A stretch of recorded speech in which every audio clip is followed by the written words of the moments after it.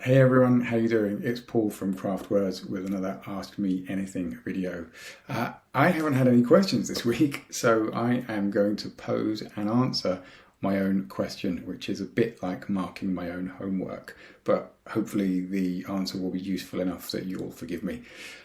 So one question that I genuinely do get asked quite a lot is, what are the main qualities you look for in a copywriter?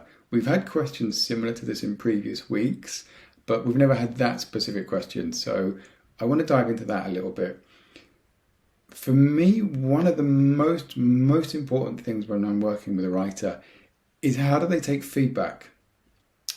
It's really important.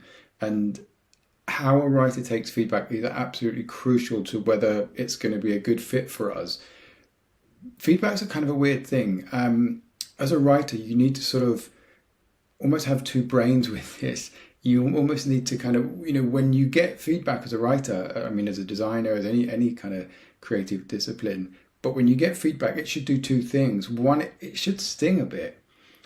You should have a bit of a reaction to it and kind of like, I'd rather have not had that feedback. I wish I could have solved that on my own. You should almost be a bit defensive of your work.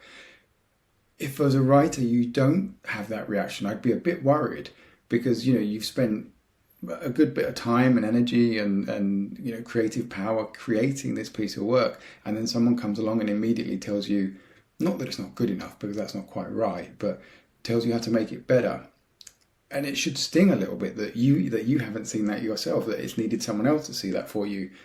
However, this is the second bit. Very quickly, and I mean very quickly, within seconds, you should kind of switch tracks and just kind of think, okay, great. The important thing here is the work. We are all here to make this piece of work better. Yes, I would have loved to have had that insight myself. I didn't. This person has had it.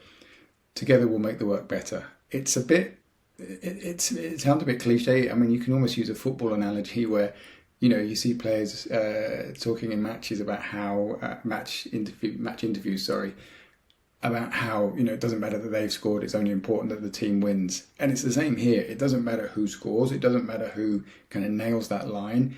The work is the important thing. You get that feedback, the work gets better, and you as a writer will improve. But if you work with a writer and they can't take feedback, they get, that bit I mentioned earlier, the first bit, that defensive bit is too strong, and they can't take the feedback, and they just kind of get bristly and spiky about it and kind of won't implement the feedback, or kind of do it but really grudgingly.